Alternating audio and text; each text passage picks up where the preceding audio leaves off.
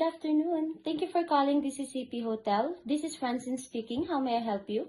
Good afternoon. I could like make a reservation. Okay, ma'am. So on whose name shall I make the reservation? Melrose Pereira. So Pereira is your last name? Yes. Okay, ma'am. Wait for a second.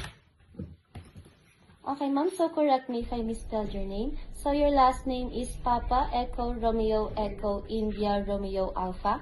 And then for your first name is Mike Echo Lima Romeo Oscar Sierra Echo. Am I correct, ma'am? Yes. Okay, ma'am. So how would you like me to address you? Miss Okay, miss. So which country are you coming from? from Philippines. Okay, ma'am. So I presume you are a Filipino citizen. Yes. Okay, ma'am. So may I know what's your address? 101 Brockford, Baguio City. May I know what's your contact number, ma'am? 0938 0938 7755 7755 624. 624.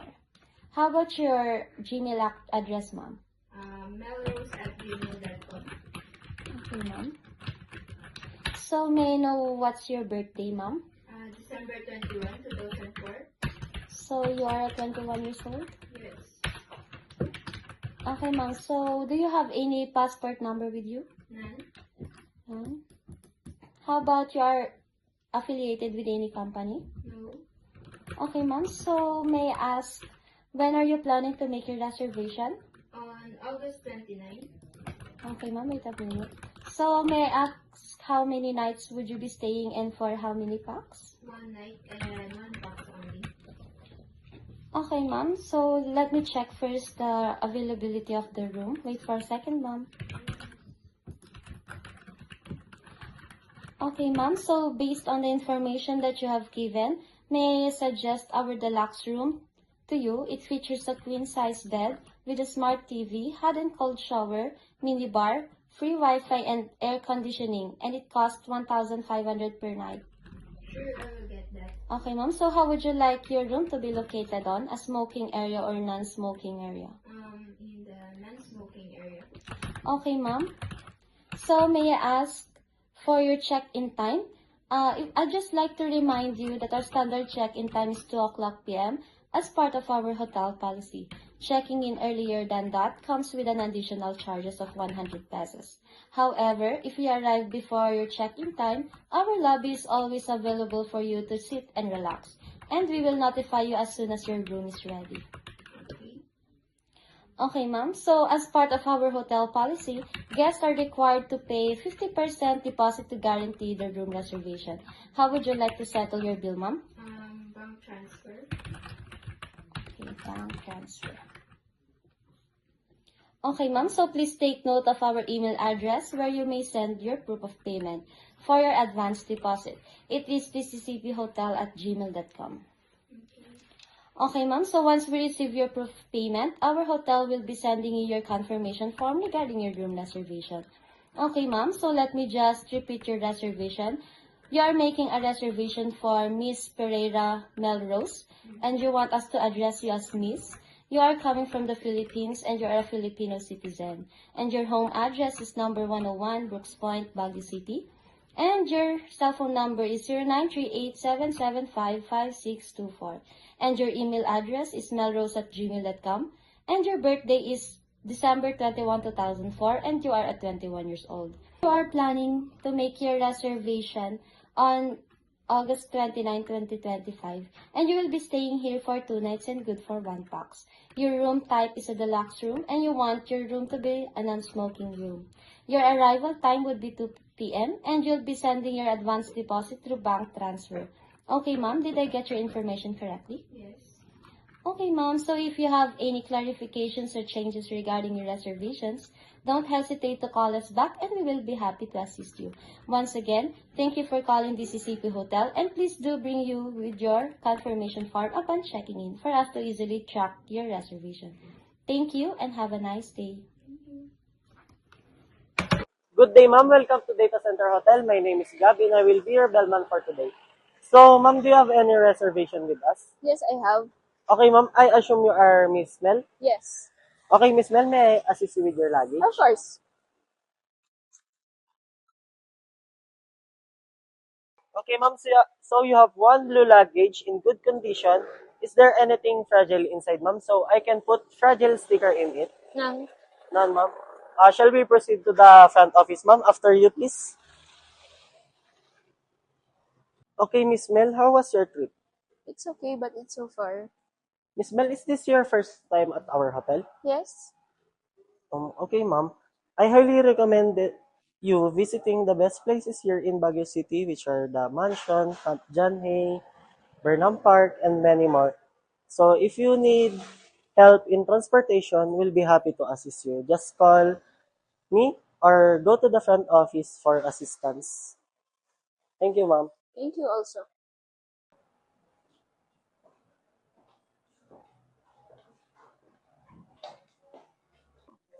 Good day, ma'am. Welcome to DCC Hotel. I am Ali. How may I help you? I have a reservation. Okay, ma'am. May I have your confirmation form and a valid ID, please? Yes, sure. Thank you so much, ma'am. Please hold on for a second as I check your reservation.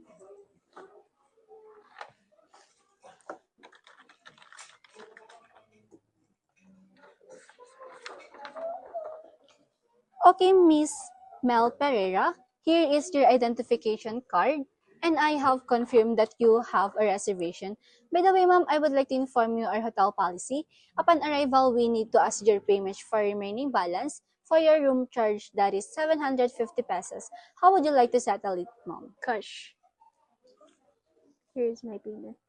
Thank you so much, ma'am. I received 1,000 pesos. Please excuse me for a while as I prepare your change and receipt.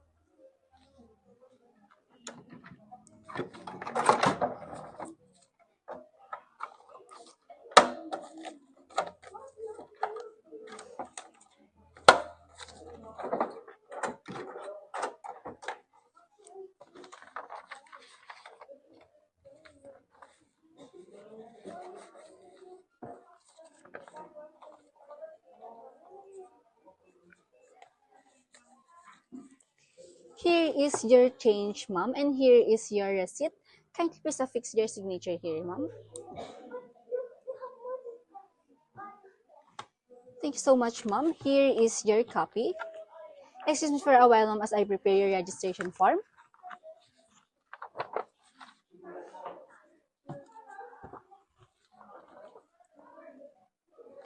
Okay, Miss Pereira, here is your registration form and here is your room number. Kindly please check all the details, and if there are no other changes, please take time to read our house rule and affix your signature here.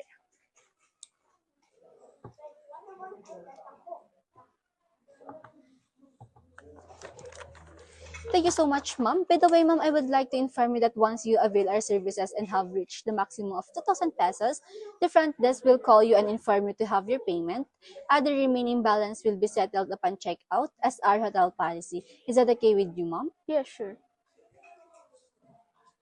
By the way, ma'am, we are offering a club membership. Would you like me to introduce it to you? Yeah. Okay, ma'am, so we are offering a club membership for the Manila Yacht Club. In 1927, 5 yachtsmen met at the Polo Club and signed a document representing the bylaws of the Manila Yacht Club. These plans had been in the making since 1926, and these signatures were those of Mr. James Rockwell, Joseph Thomas, Aubrey M. Stuart Tate, and E.S. Hayward. In 1941, operations ceased during the Japanese occupation. However, following the liberation of Manila, in 1945, the club was rebuilt and officially opened in 1947 using the original concept for the clubhouse. So our membership offers several classifications. First is the regular membership, that is a full membership offered to individuals of legal age or married minors with good moral character and held at least one share of the Baguio Country Club Corporation. Next, usage of rights applies to founding member. The third one is the honorary membership, that is granted to a high-ranking public official or those who have rendered a valuable service to the club, lasting during their term or subject to the board's discretion. The fourth one is the life membership, that is granted to founding member after 30 years. Lastly is the associate membership, which has 4 categories. The associate sail membership, offered to individuals who owns a yacht or have a sailing experience. Next is the associate crew membership, granted to a crew of a regular member of the Manila Yacht Club. The third one is the associate guest membership. It has no entrance fee, but you need to render a service to the club. The fourth one is the associate sales training membership that is granted to a participant or a graduate of our club sales training program. By the way, ma'am, I would like to recommend to you the regular membership. It is a full membership where you can enjoy exclusive benefits of our facilities, including our golf course, swimming pool, our function hall, and a free accommodation to our hotel rooms. To apply, ma'am, just simply fill out our application form and submit a photocopy of your valid ID, PSA, a birth or marriage certificate, a certified 2 copy of your income tax return. Also, ma'am, once the board of directors reviews your application and it's posted for the standard of 60 days, you'll be invited for an interview. After that, we'll issue your temporary card so you can start enjoying the yacht club lifestyle immediately. So here is an example of our permanent membership card that will only cost 500 pesos. At the front, you will find our hotel logo and your name and unique gift card containing your personal information. At the back of the card, you will find our hotel address and contact information. We will be happy to assist you through the application process. Would you like to continue, ma'am? Sure. Okay, ma'am, would you like to sit at the lobby while I prepare your application or would you like to check in first? I will check in first. Okay, ma'am, so please enjoy your stay. I will just call the bellman to assist you to their room. Bell service. Bell service. Bell service. Please assist Miss Pereira to her room. Enjoy your stay, ma'am. Have a nice day.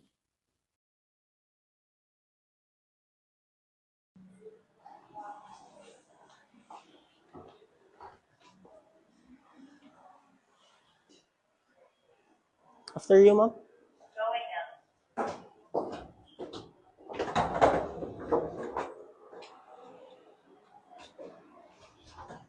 By the way, ma'am, our hotel offers different facilities like swimming pool, restaurant that serves breakfast from 6 a.m. to 11 a.m., and then bar, fitness center.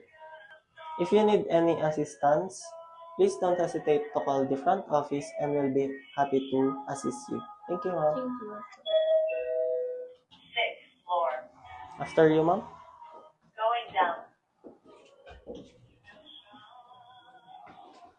We are in front of your door, ma'am. May I borrow your key card, please? Here?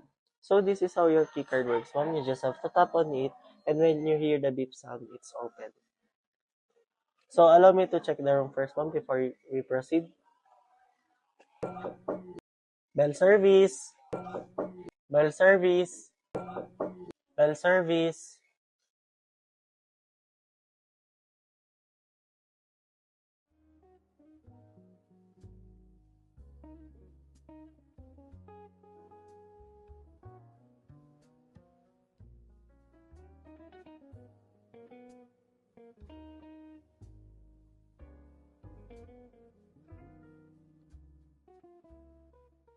So your room is now ready, ma'am.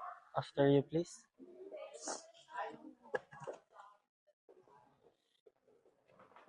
Where would you like me to put your luggage, ma'am? In the bed or in the luggage rack? Beside my bed.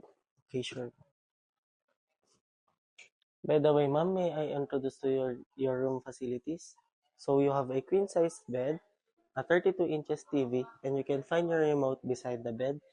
And your comfort room is located here on your left side. And you have a cabinet where you can put your valuable things, and you have a security deposit box. Okay, ma'am.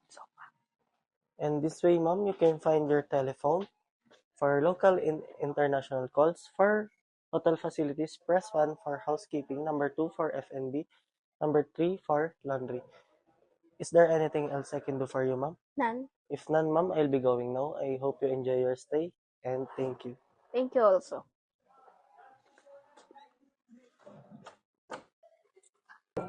Bell service. Bell service. Bell service. Good morning, Miss Mel. Are you ready to go now? Yes. Before we proceed, ma'am, may I check the room first? Okay.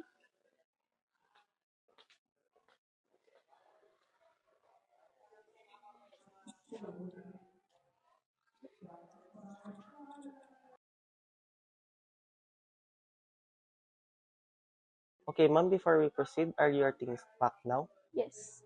Okay, ma'am, may I assist you with your luggage? Of course. Okay, ma'am, after you, please.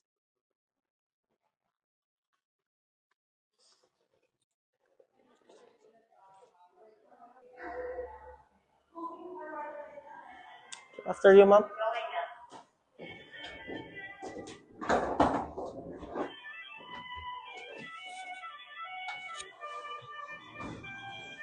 So how was your experience in our hotel, ma'am? It's so good, very nice. That's nice to hear, ma'am. So I hope we'll be seeing you again next time. Have a safe trip and take care, ma'am. Thank you. Thank you also. After you, ma'am.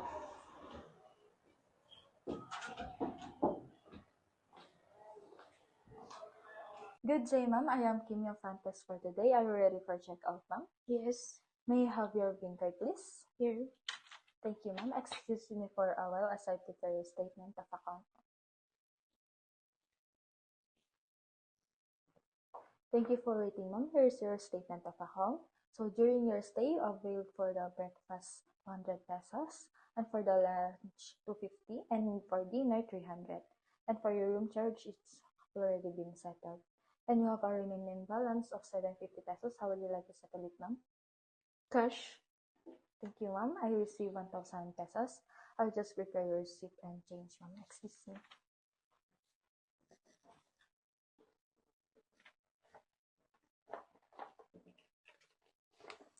So here's your receipt and a change of 250 pesos. Please assign with it, ma'am.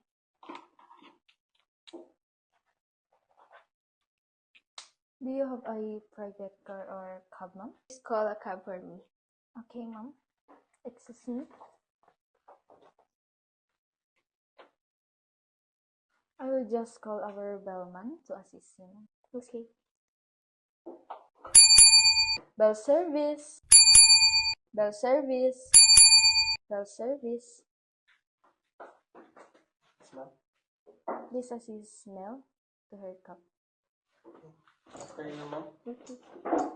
So how was your stay in our hotel, ma'am? So nice and enjoying. That's good to hear, ma'am. So by the way, we have a 20% discount on returning customers. So I hope you avail again in our hotel, ma'am. Yes. So here's your cab, ma'am. Your cab is now ready. Do you want me to help you with your luggage? No, thank you. Okay, ma'am, I'll be leaving this to you. So on behalf of our hotel, ma'am, thank you so much for staying with us. Have a safe flight and goodbye. Thank you. Bye also.